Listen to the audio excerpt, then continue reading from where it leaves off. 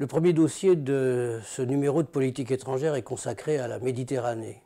La Méditerranée, mère de toutes les crises, se définit essentiellement par l'entrecroisement de ces crises et l'entrecroisement des acteurs.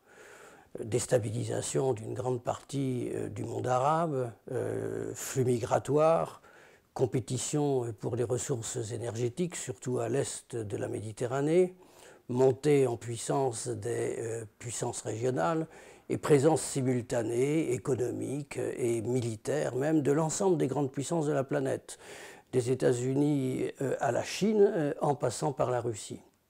Est-ce que tous ces éléments suffisent à faire de la Méditerranée un théâtre unifié où il serait possible de poser des politiques rationnelles et elles aussi unifiées? Ce n'est pas ce que semble avoir démontré l'Union européenne depuis 30 ans.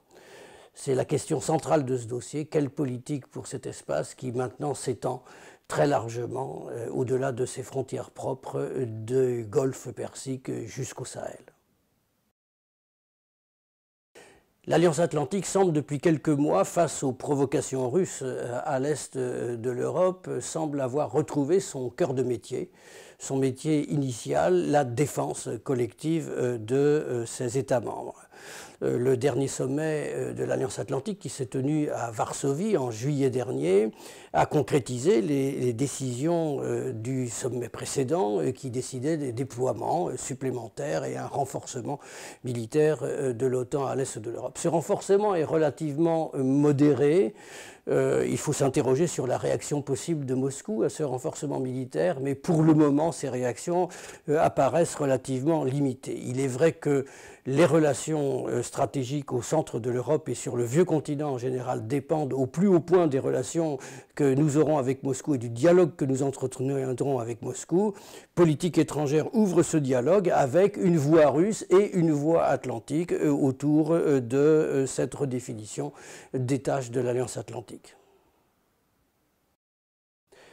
Entre le Brexit et l'élection de Donald Trump à la présidence des États-Unis, l'année 2016 aura été rude pour les Européens et il est vraisemblable qu'elle les amènera avant longtemps à se reposer la question de leur sécurité collective et de leur dispositif de défense.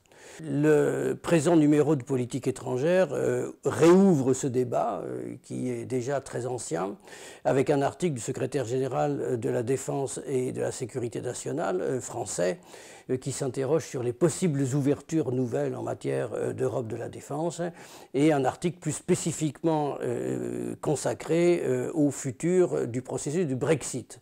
Dans quel état l'Europe, l'Union européenne, sortira-t-elle du Brexit?